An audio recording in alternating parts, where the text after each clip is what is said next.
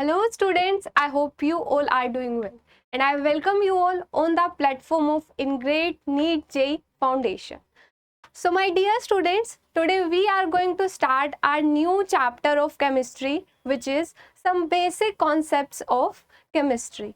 So without any further delay, let's get start the lecture.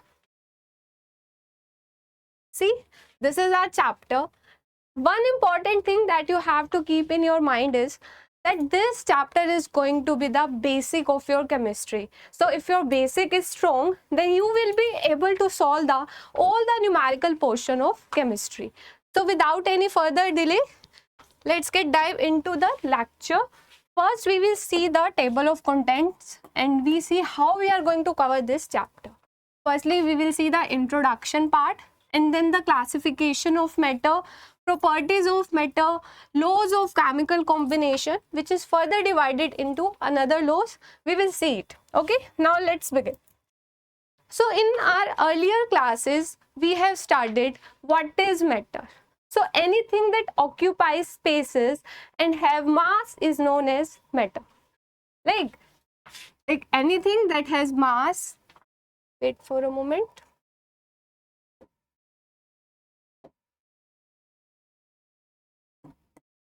So anything which has mass and occupies space is called matter. Take a moment and look around yourself. Everything around yourself is made up of matter. This stylus is made up of matter. This board is made up of matter. We all are made up of matter.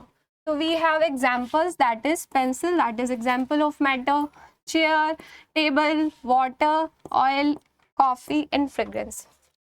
And one important thing that you have to keep in your mind is that matter can be felt by senses. Ma'am, what does this mean? तो students, इसका simple सा meaning ये है कि matter को हम अपनी senses से फील कर सकते हैं. लेट्स से मेरे हाथ में पेन है, इस पेन को मैं पकड़कर महसूस कर सकती हूँ, इस बोर्ड को मैं हाथ लगाकर देख सकती हूँ, है ना. अगर मैं आपको बोलूँ कि इमोशंस, क्या इमोशंस मैटर है? लेट्स से एक कोई स्टूडेंट ए है और वो रोना स्टार्ट कर देता है और एक बी बच्चा मुझे बोलता है कि मैम ए बच्चा बहुत ज़्यादा रो रहा है, तो क्या मैं उसके इमोशंस को बता सकती हूँ कि वो कितनी क्वांटिटी में रो रहा है? नहीं ना. इसी तरीके से इमोशंस हो गए, उनको हम फील नहीं कर सकते. रोना, खाना, ये सब हमारे किस में आ गए?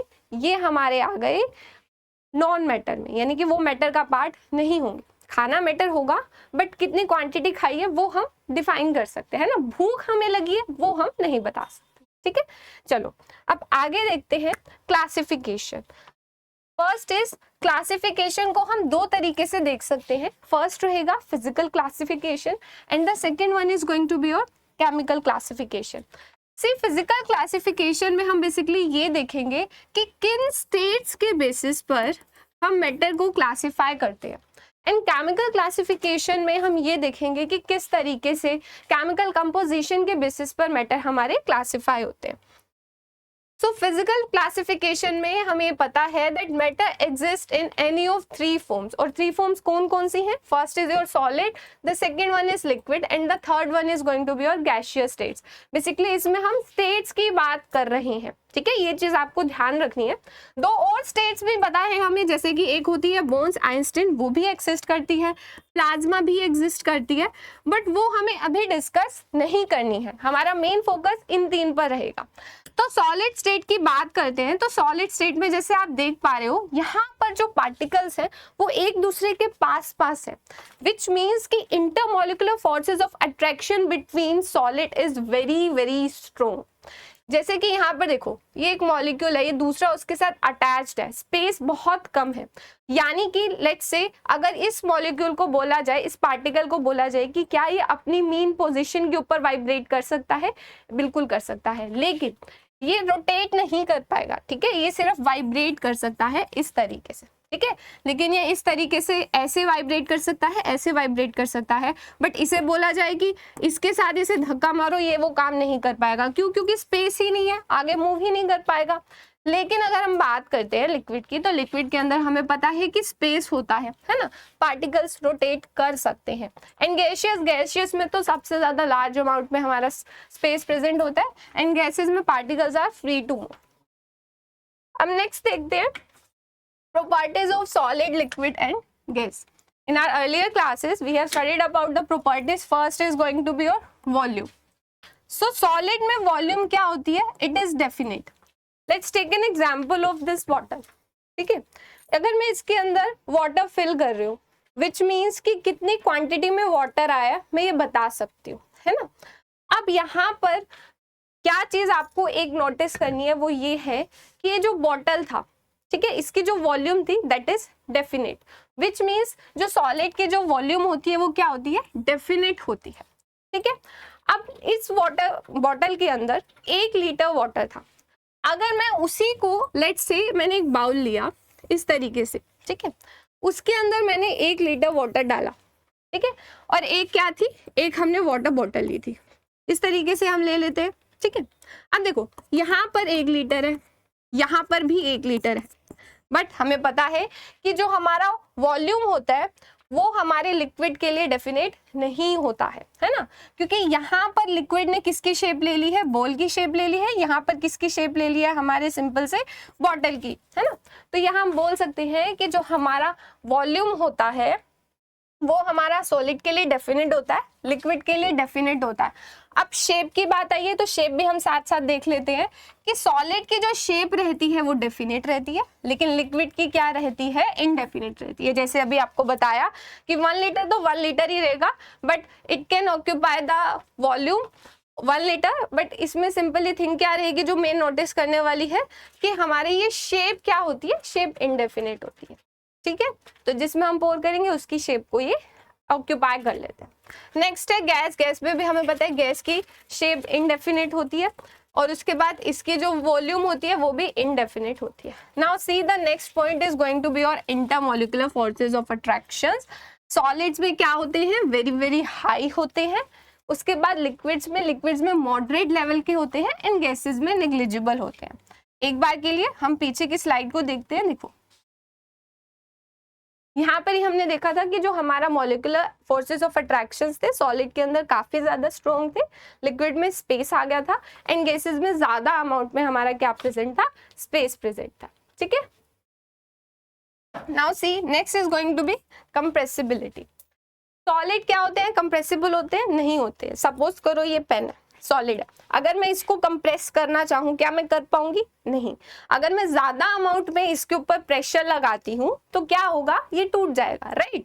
तो इनकी जो बेसिकली कंप्रेसिबिलिटी होती है वो वेरी वेरी नेग्लिजिबल काउंट होती है। ठीक है, अगर हम बात करेंगे लिक्विड की भी कंप्रेसिबिलिटी क्या होती है, नेग्लिजिबल होती है। सपोज कोई वाटर फ्लो कर रहा है ना, एंड वाटर फ्लो कर रहा है तो आप क्या आपने देखा होगा, बचपन में किया भी होगा, जब टैप से वाटर आ रहा होता है then you can able to अगर आप उसमें से ऐसे अपने हैंड को पास करते हो तो वो इजीली पास हो जाता है, विच मीन्स कि हमारा जो लिक्विड है उसकी जो कंप्रेसिबिलिटी है वो भी क्या हो गई, ना बराबर हो गई, राइट। अगर हम गैस की बात करते हैं, गैसेस की कंप्रेसिबिलिटी वेरी वेरी हाई होती है। ठीक है, गैसेस में एग्जाम्पल लेकर चलते हैं बलून का। बलून में सपोज एयर प्रेजेंट है, तो बलून को अगर हम इस तरीके से कंप्रेस करेंगे then it will be able to compress, right. So we are going to able to compress it, that means that compressibility factor in your gaseous state is going to be very very high. ठीक है, next is going to be your expansion on heating.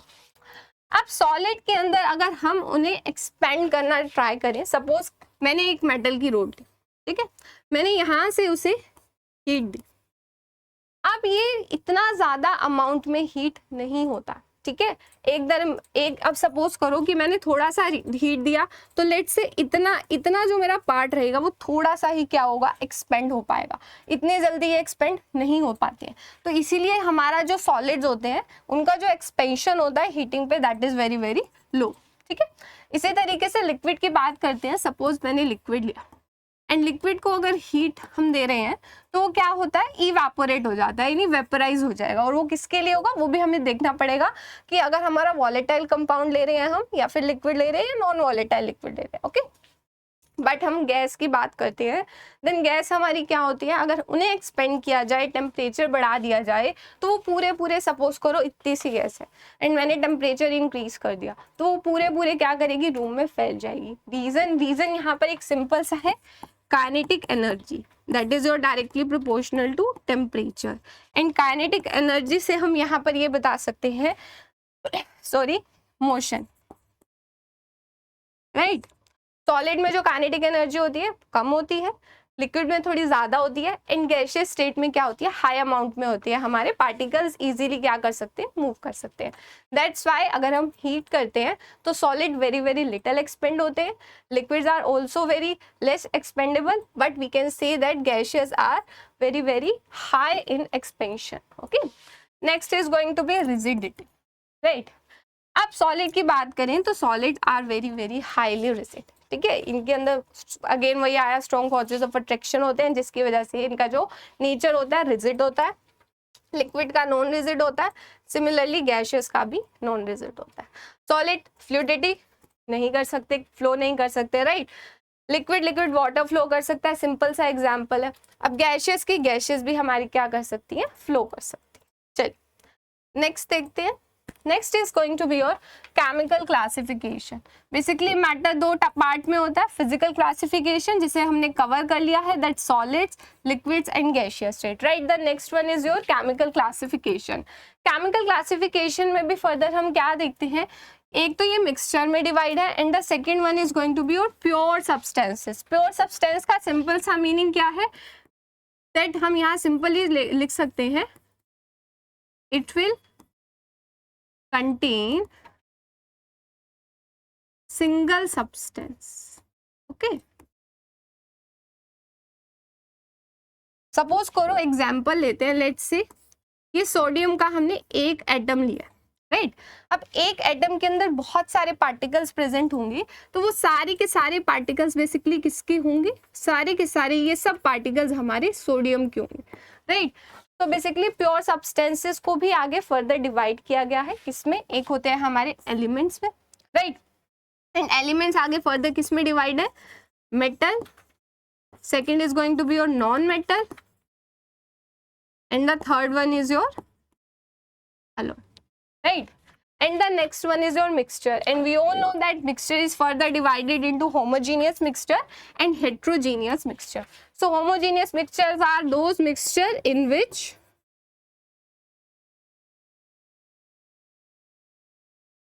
uniform composition is present, right। And simple example we know, if we take water, let's say, and add sugar into it, then the compound that will obtain sugar water, this is your example of homogeneous mixture, right। Suppose आपने चाय बनाई, चाय में if I से कि आपको पत्ती को अलग करना है, चीनी को अलग करना है, पानी को अलग करना है, क्या आप कर पाओगे, नहीं कर पाओगे, राइट। सो इसीलिए होमोजेनियस मिक्सचर में क्या होती है, your composition is uniform throughout, ठीक है। Next is your heterogeneous mixture. Heterogeneous mixture का सिंपल सा example, if we add pulses into rice then we are able to separate it, right। So it is an example of your heterogeneous mixture that is further divided into, like, one more thing I forget to say, that pure substances are divided into your elements and the next is your compounds, right। ये वाली important चीज है, देखो elements में हम एक single substance लेकर चलते हैं, बट यहाँ पर एक ध्यान देना कि आपका जो कंपाउंड रहेगा, राइट, कंपाउंड आगे फर्दर डिवाइड होता है इनऑर्गेनिक एंड ऑर्गेनिक के अंदर। अब कंपाउंड में बेसिकली 2 और more atoms are combined. Let's take example of water. If I say water, which means that 2 hydrogens and 1 oxygen will give us H2, right। So this water is an example of your compound, okay। water को हम pure substance नहीं बोल सकते क्योंकि water के अंदर हमारे एक से ज्यादा एटम प्रेजेंट है, right?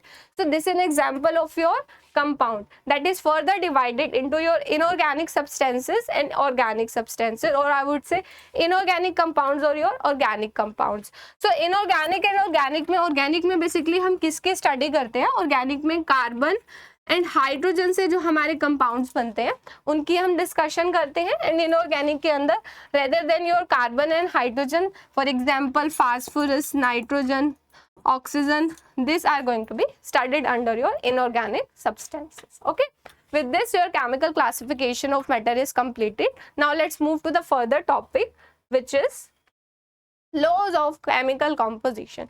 See student, this is going to be very important for you. ये आपको ध्यान से करना है. इसके अंदर हम बेसिकली किस किस के कौन से लॉज की बात करेंगे. First we will see the laws of conservation of mass. Then the second one is going to be your law of constant or definite proportion. Third one is going to be your laws of multiple proportion. Fourth one is your Gay-Lussac law of gaseous volume. Third one is fifth one is Avogadro, and the next is going to be reciprocal law. One important thing, chemical composition से basically आपका meaning क्या है ना. Chemical composition में simple सा meaning है कि हमारी कोई ना कोई रिएक्शन प्रोसीड कर रही है. लेट्स से मैं बात करती हूँ H2 को एग्जांपल लेते हैं, स्टैंडर्ड है. अगर मैंने उसके अंदर ऑक्सीजन को ऐड किया, राइट, तो ऑक्सीजन ऐड करने के बाद मुझे बेसिकली H2O मिला है ना. अब ये जो मिला है इसकी रिएक्शन बेसिकली कंपाउंड में किस किस के बीच में हुई है.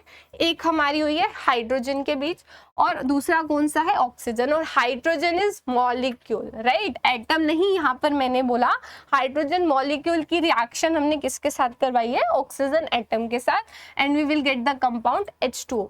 अब ये केमिकल कंपोजिशन यानी कि इसके अंदर हमारा हाइड्रोजन किस तरीके से प्रेजेंट है.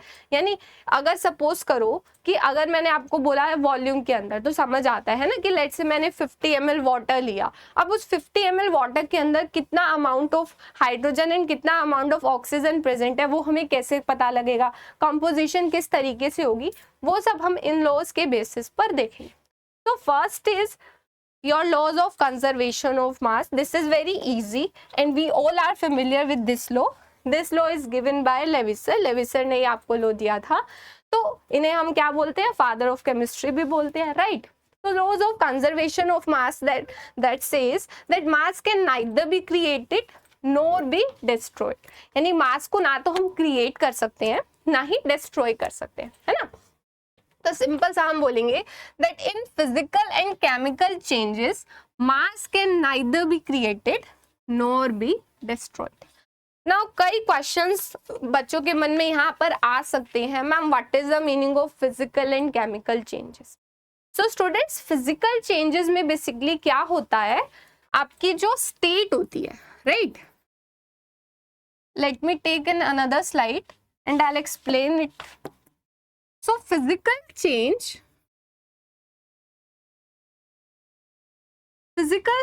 simple सा meaning है in which no new substance will form during the reaction. Okay, let's take an example of your water. If I say water, which means it is present in your liquid state, and I am giving temperature to it, okay. If I am heating water, then definitely it will be converted into gaseous state, right. See, the component here is water. Water states gets changes, which I would say that physical state is changes, but the component remains same, that is your water. That's why this type of change in which no new reaction, or I would say no new compound is formed, is known as your physical change, right. अब physical change में आप इसको simple से कभी भी आपसे late से पूछा जाए कि वाटर को आप हीट करते हो या फिर से उसको आपका कंडेंसेशन का प्रोसेस हो रहा है, तो इनके अंदर सिंपली क्या हो रहा है, स्टेट चेंज हो रही है, ठीक है. The next one is going to be your chemical change. What is the meaning of chemical change? So during the reaction,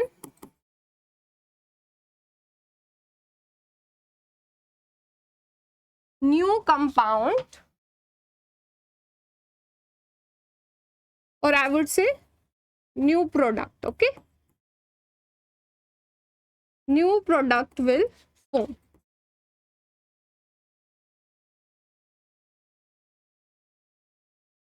I'm taking very easy example. Let's say this is your magnesium and I am heating it, okay, in the presence of oxygen. Then what will happen? Magnesium oxide will form. See, ये वाला example आपने ना class 10th में भी पढ़ा होगा. Suppose करो वहां पे आपको बोला जाता था एक मैग्नीशियम रिबन को अगर हम बर्न करते हैं तो क्या होता है ना. फर्स्ट एक्टिविटी है आई गेस ये, है ना. तो बेसिकली यहाँ पर क्या बताया जाता है कि हमने कंपाउंड हमें मिलता है मैग्नीशियम ऑक्साइड जब हम मैग्नीशियम रिबन को बर्न करते हैं, है ना. तो मैग्नीशियम प्रेजेंट था. रिएक्टेंट क्या था? Reactant basically magnesium and oxygen था. और रिएक्टेंट के बाद जो प्रोडक्ट मिल रहा है that is your magnesium oxide which is completely different from your reactant. So new product is formed here. That's why this change is known as your chemical change. तो जहां पर आपको नया कंपाउंड मिले, नया प्रोडक्ट मिले, वो चेंज हम क्या बोलेंगे? केमिकल चेंज बोलेंगे. ठीक है. अब हम आते हैं पीछे स्लाइड पे जहां पे हम पढ़ रहे थे क्या, हमारा लॉस ऑफ कंजर्वेशन ऑफ मास. तो यहाँ पर आप, आई होप आपको समझ आ गया होगा then what is the meaning of your physical change and what is the meaning of your chemical change. So in all physical and chemical changes, mass can neither be created nor be destroyed, which means that your mass of reactant will be equal to mass of product. Let's take example water. Water का example में देखो hydrogen की reaction कर पा रहे हैं. Suppose यहाँ पर हमारे हाइड्रोजन 2 ग्राम प्रेजेंट है, ठीक है, एंड ऑक्सीजन कितना प्रेजेंट है, यहाँ पर हाफ से अगर हमने मल्टीप्लाई कर दिया तो यहाँ पर 16 ग्राम ऑक्सीजन प्रेजेंट है. सो वाटर का वेट हमने छोटी क्लासेस में सीखा था निकालना. 2 + 16 that will give us 18. So product का हमारा देखो मास ऑफ प्रोडक्ट क्या है, mass of product is 18 gram, right, and mass of reactant that is equals to 2 + 16 18. So 18 gram is equals to 18 gram. So mass is conserved here. I hope you got it. Now you have to note one thing, that in your nuclear reactions, mass plus energy is conserved. Okay, what is the meaning of this? It means that generally हमारी जो nuclear reactions होती हैं, हमने पढ़ा भी हुआ है, E is equals to mc². Einstein ने जो हमें इक्वेशन दी थी इसके अकॉर्डिंग हमारा बेसिकली जो मास है, मास के साथ साथ में हमारे न्यूक्लियर रिएक्शन में सपोज फिजन या फ्यूजन कोई रिएक्शन हो रही है तो उस प्रोसेस के अंदर बेसिकली क्या होता है, मास जो है वो एनर्जी में कन्वर्ट हो जाता है. तो वहां पर हम ये बोलेंगे कि मास और एनर्जी कंजर्व्ड रहती है. ठीक, other than your nuclear reaction your mass is conserved, but in your nuclear reaction mass plus energy is conserved. Okay, I hope you got it. Now let's move further and let's try to solve the question that is completely based upon your laws of conservation of mass. So it says that in a chemical reaction 10 gram of calcium reacts with 17 gram of chlorine to form a calcium chloride. तो what is the total mass of calcium chloride? तो बहुत easy है, हम easily कर लेंगे. See the solution. क्या बोल रहा है? 10 gram of calcium. We know the symbol of calcium, it is reacting with chlorine, right. So chlorine simple Cl2 लेके चले and it will give us calcium chloride. So that is CaCl2, right. So calcium का कितना दिया है? 10 ग्राम हमें mass दिया है and mass of chlorine is given to us 17 gram. Okay, so calcium chloride का बेसिकली हमें क्या निकालना है? मास निकालना है यहाँ. तो सिंपली हमें पता है सपोज ये x है तो laws of conservation of mass के अकॉर्डिंग हम जाते हैं. So 10 + 17 will give us 27 gram. ठीक है, तो 27 ग्राम हमारा क्या रहेगा यहाँ पर आंसर रहेगा। I hope you got it. Now let's move further and see your laws of definite proportions. So this law is given by Proust. Proust ने हमें ये लॉ दिया था, कौन से ईयर में दिया था? 1799 में। ठीक है, तो ये क्वेश्चन क्या कहता है, ये क्वेश्चन ये लॉ क्या बोलता है, एक बार मैं आपको बता देती हूँ, उसके बाद we will move to the definition of this law. ठीक है, सपोज मैंने वाटर लिया, वाटर अब जब बनता है हाइड्रोजन और ऑक्सीजन कंबाइन होते हैं तो उनका रेशियो 1:8 रहता है, राइट। अभी थोड़ी देर पहले भी हमने जो रिएक्शंस देखी थी उसमें मास देखा था, है ना। अभी मैं बताऊंगी भी आपको कैसे आया। अब सपोज करो, अब वो वाटर चाहे मैं ले रही हूँ रिवर से, टैप से लूं, कहीं से भी लूं, माउंटेन से वाटर ले रही हूँ, है ना, तो वाटर ही रहेगा, वाटर का जो मॉलिक्यूल है वो तो H2O ही रहेगा ना, फॉर्मूला तो चेंज नहीं होगा। अब उसी तरीके से उसके अंदर जो कंपोजिशन रहेगी that will remain same, that will remain 1:8। तो यहाँ पर ये क्वेश्चन, ये लोग क्या कहता है, इर्रिस्पेक्टिव ऑफ द सोर्स कोई भी हो, a compound always contains same elements, compound हमेशा सेम एलिमेंट लेकर चलता है, that is combined together in your same proportion by mass. Okay, important, that is your same proportion by मास।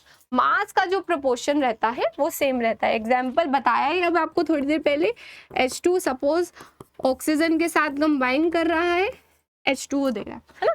अब यहाँ पर हाइड्रोजन का 2 ग्राम है and oxygen is your 16 gram, right. So 1:8 will be your answer. ठीक है, तो 1:8 का मल्टीपल कुछ भी हो, but at the end last में हमारा जो आंसर निकल कर आएगा वो 1:8 आएगा। अब इस लॉ की क्या थी, कुछ ना कुछ लिमिटेशंस भी हैं। अब वो लिमिटेशन क्या है वो देखो। ये लॉ बेसिकली आपका जो है आइसोटोप्स के ऊपर एप्लीकेबल नहीं होता। ये कैसे मैम, देखो हाइड्रोजन में बेसिकली आपका 1:8 आया था वाटर का। अब हाइड्रोजन का आइसोटोप भी होता है, राइट। तो लेट्स से इफ आई से ड्यूटेरियम का मैं ऑक्साइड लेकर चलती हूँ D2O, ठीक है। तो इसमें अगर हम निकालते हैं, यहाँ पर हमारा कंपाउंड किस तरीके से बना है, मास, इसका मास के प्रोपोर्शन का रेशियो बेसिकली क्या रहेगा, वी नो दैट ड्यूटेरियम का मास कितना होता है, 2 होता है, राइट। तो हाइड्रोजन के बेसिकली आइसोटोप्स होते हैं hydrogen, deuterium and tritium, okay. And इनका मास बेसिकली यहाँ पर 1, 2 एंड 3, राइट। सो 2 मतलब 4 deuterium, ratio is going to be your 16, which is coming out to be 1:4. So this 1:4 is different and 1:8 is different. That's why this law is not applicable on your isotopes. ठीक है, isotopes के case में ये applicable नहीं होगा। Next देखते हैं, the idea that the same ratio of element will always give the same compound is not always true. What does this mean? ये बोल रहा है कि दैट हम बोल रहे हैं जो कि सेम रेशियो में जब एलिमेंट्स कंबाइन होंगे, ठीक है, तो हमेशा कंपाउंड सेम आएगा, ये जरूरी नहीं है। अब हम आगे जब धीरे धीरे केमिस्ट्री सीखेंगे वहां पर हमें पता लगेगा आइसोमर के बारे में। बेसिकली यहाँ मैं आपको बता देती हूँ, आइसोमर्स क्या होते हैं, ऐसे कंपाउंड्स जो होते हैं जिनका मॉलिक्यूलर फॉर्मूला सेम रहेगा, बट उसकी जो डिफरेंट क्या हो जाता है, स्ट्रक्चर डिफरेंट हो सकता है, ठीक है, ओरिएंटेशन डिफरेंट हो सकती है। तो इसे आगे फर्दर हम डिवाइड कर देते हैं डिफरेंट आइसोमर्स में, ठीक है। एग्जाम्पल लेते हैं, लेट्स से सपोज करो आपके पास C2H5OH, that is your ethanol, right, and the next is your CH3OCH3, that is your ether, right. So अगर यहाँ ध्यान से देखो, वो दोनों के दोनों आपके एग्जाम्पल्स में here 2 hydrogen is present, 2 carbon, 6 hydrogen and 1 oxygen is present. Similarly in this ether, 2 carbon, 6 hydrogen and 1 oxygen is present, which means that the composition of element is same, that is carbon is 2, hydrogen is 6 and your oxygen is 1, right. and your mass of carbon is going to be 12. So basically यहाँ हम बोल सकते हैं that is your 24, this is 6 and this is your 16. So which is coming out to be your 12, 3, 8.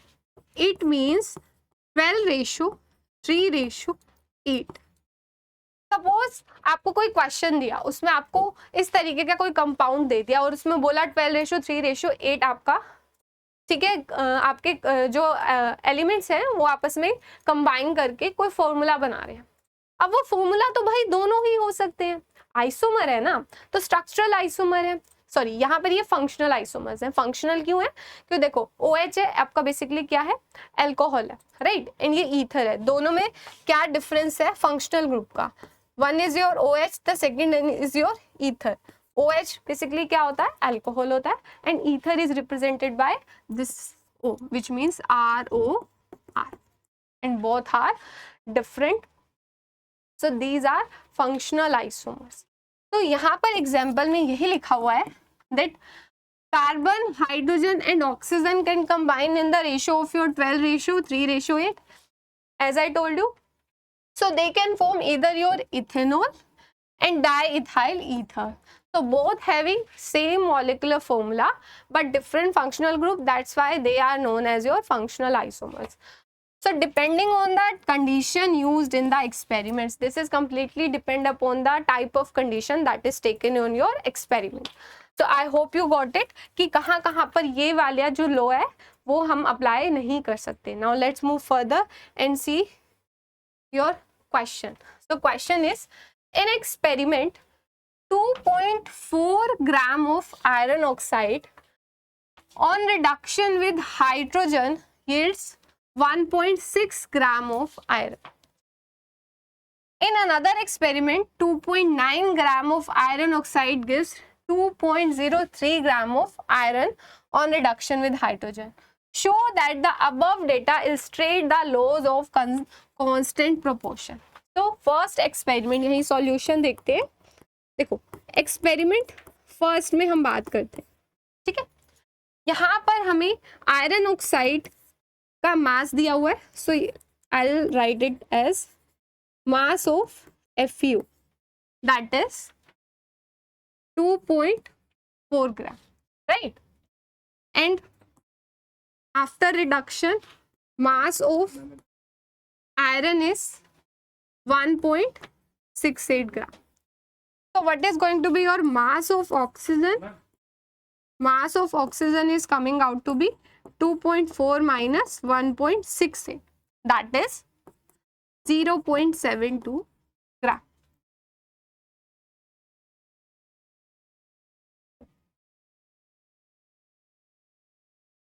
So if we try to find out the composition, let's say ratio of Fe ratio O, which is coming out to be 1.68 ratio 0.72, that is approximately equal to your 1:2.33 gram.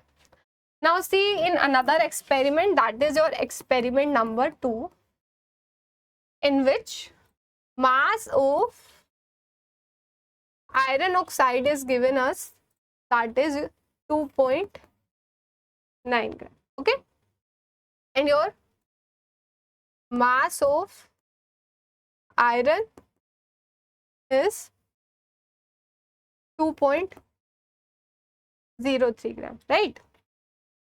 So mass of oxygen will be 2.9 minus 2.03.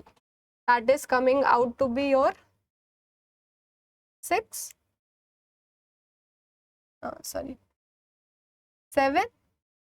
and this is 0.8, right? Okay. So this is coming out. So if we try to find out the ratio of Fe ratio, I am writing it here. So iron basically present is 2.03 gram and oxygen is 0.87. That is, again you try to solve it, approximately 2.33 gram will be answer. So here we see that ratio of iron oxide, iron and oxygen is coming out to be 1 ratio, approximately 1 ratio 2. So that's why this question is says, and we show that your law of constant proportion is applicable here. Now let's move further. Next is your laws of multiple proportion.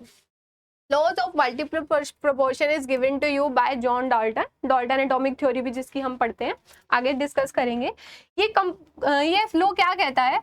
If two elements combine to form more than one compound, then the masses of one element that combines with the fixed mass of another are in simple whole ratio.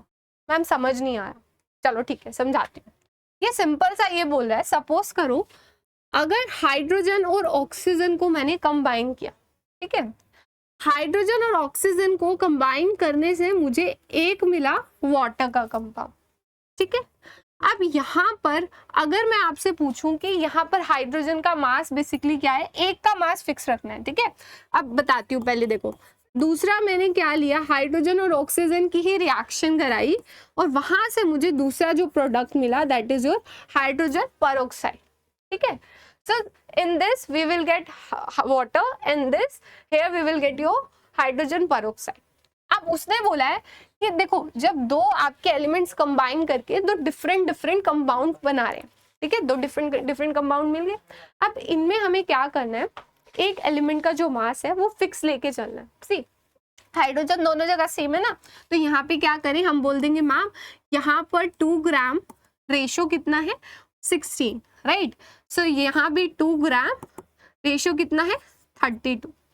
अब ma'am इसे ना हम fix कर देते हैं, देखो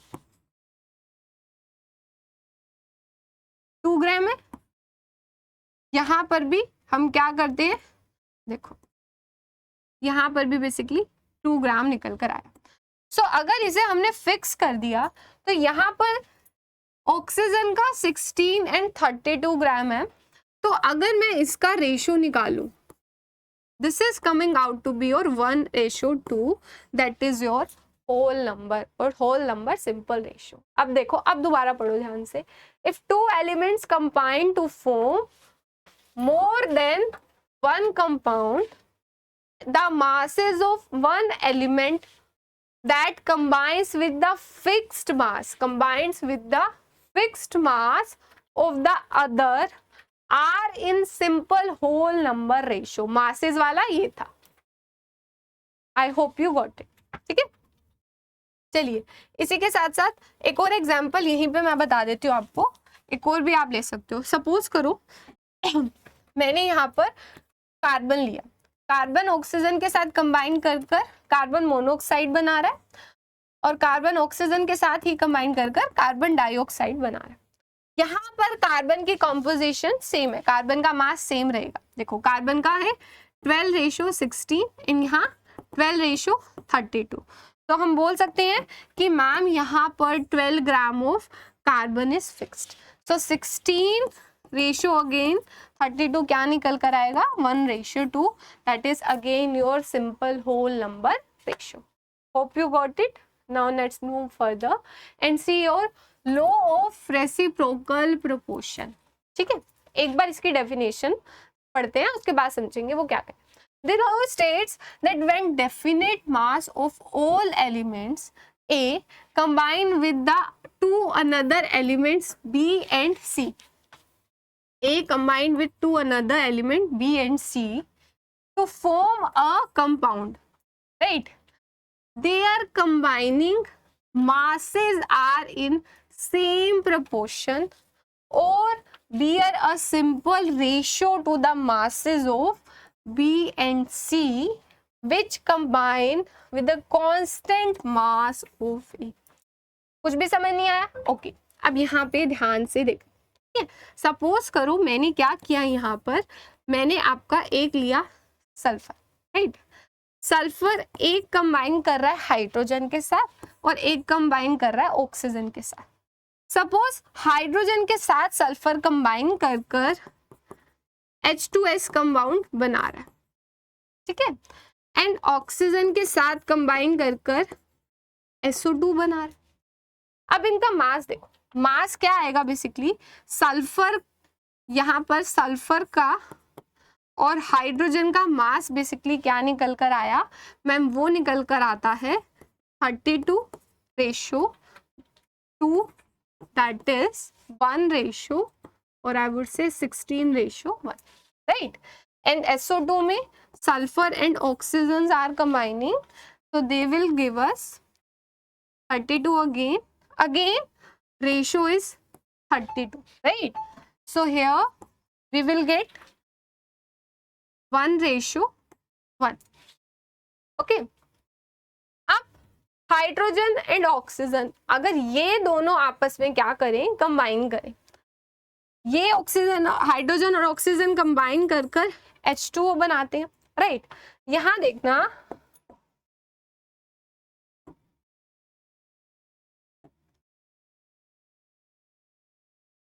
thirty two that means हम बोल सकते हैं एक चीज कि यहाँ पर हमारा सल्फर का जो मास है वो फिक्स्ड है ना। अब 2:32 आया, दैट मीन्स यहाँ पे हमारा सिंपली क्या निकल कर आ रहा है कि 1:16 निकल के आ रहा है ना। अब अगर हाइड्रोजन और ऑक्सीजन कंबाइन कर कर H2O बनाई तो H2O में या तो H2O बन सकता है, otherwise H2O2 also can form. तो यहाँ पर अगर आप मास निकालोगे H2O2 का तो क्या निकल कर आता है 2:32, दैट इज 1:16। सपोज कोई स्टूडेंट सोचता कि मैम यहाँ पर वाटर बन रहा है तो वाटर से आप निकाल कर देख लो, 2 आपका 16, that is coming out to be 1:8। तो मैम ये तो नहीं हो सकता, बट हाँ ये वाला फॉर्म कर सकता है। तो सिंपल सा मीनिंग यहाँ पर ये था कि आपने क्या किया, एक कंपाउंड S लिया, ठीक है, उसका हाइड्रोजन के साथ लिया, दूसरा कोई कंपाउंड ले रहे हो आप ऑक्सीजन के साथ, एलिमेंट के साथ कंबाइन करवाया, तो सल्फर हाइड्रोजन के साथ मिलकर H2S बनाता है, ऑक्सीजन के साथ मिलकर SO2 बनाता है। यहाँ अगर मैं क्या करूं, सल्फर का मास फिक्स कर दूं तो उसके बाद यहाँ पर मेरे हाइड्रोजन और ऑक्सीजन से जो नया कंपाउंड बनकर आएगा उनका जो मासेस का रेशियो आएगा वो भी होल नंबर रेशियो में होगा। आई होप आपको समझ आ गया होगा। चलिए अब नेक्स्ट देखते हैं। नेक्स्ट है हमारा गै-लुसैक्स लॉ ऑफ गैसियस वॉल्यूम्स, ठीक है। सिंपली ये लॉ क्या कहता है, ये बोलता है दैट व्हेन गैसेस कंबाइन और produce in a chemical reaction they do so in a simple ratio by volume। important क्या है, provided all gases are at your same temperature and same pressure, ठीक है। अगर प्रेशर एंड टेम्परेचर सेम रहते हैं तो जब गैसेस आपस में कंबाइन करती हैं और उनका जो वॉल्यूम का बेसिकली रेशियो निकल कर आता है वो भी होल नंबर रेशियो में आता है। एग्जाम्पल जैसे H2 है, अगर हम इसे गैसियस स्टेट में लेकर चलते हैं, अब यहाँ पर सपोज वॉल्यूम भी लेकर चल सकते हैं। सपोज हमने यहाँ वॉल्यूम में लिया तो hydrogen oxygen will combine and give us H2O। Let's say 100 ml of H2 is given to us, 50 ml of O2 is provided to us, then we will get the H2O that is coming out to be 100. So if we try to find out the ratio of this 100, ratio 50, ratio 100, again it is coming out to be your 2:1:2, that is again a simple whole number ratio. I hope you got it. Now let's move further and see your Avogadro's law. इसे हम आगे भी detail में discuss करेंगे, but यहाँ पर अभी हमें इम्पोर्टेंट क्या समझना है वो ये है कि सेम अगर हम प्रेशर एंड टेम्परेचर की कंडीशंस को सेम रखते हैं तो जो भी जितनी भी गैसेस हमारी बनेंगी उनके अंदर नंबर ऑफ मॉलिक्यूल्स बेसिकली क्या रहेंगे, सेम रहेंगे, ठीक है। So equal volumes of all gases under similar condition of your temperature and pressure will give you equal number of molecules. That's why ऐसा बोला जाता है ना कि basically Avogadro number which will say your 6.022 into 10⁻23 है ना। आगे हम देखेंगे भी, इसके बारे में होल डिस्कशन करेंगे, बट अभी यहाँ समझ लो सपोज अगर 1 ग्राम ऑफ या फिर 1 mole of H2 is equals to, let's say if I say 1 molo O2 and molecules, number of molecules remains same, that is Na, 6.022 into 10 raised to power 23. ठीक है, तो एक मोल में बेसिकली हमारे क्या रहते हैं, number of mole 6.022 into 10 raise to power 23 रहते हैं. सो बेसिकली वो इसी तरीके से बोला गया है. यहाँ पर आप एक ये चीज भी देख सकते हो, that volume is directly proportional to your number. ठीक है, एन के डायरेक्टली प्रोपोर्शनल रहेगा. आई होप आपको समझ आ गया होगा. तो आज हमने क्या क्या डिस्कस किया, एक बार उसका ब्रीफ देख लेते हैं. Starting we start with what is matter, we see the classification of matter.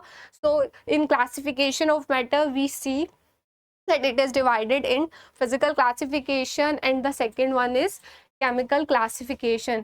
After that we discussed the properties of solid, liquid and gaseous stated. Then after that we covered our chemical classification and again we covered our laws of chemical composition. That is very important for us. So with this I am winding up this session. Hope आपको समझ में आ गया होगा. So thank you and have a good day.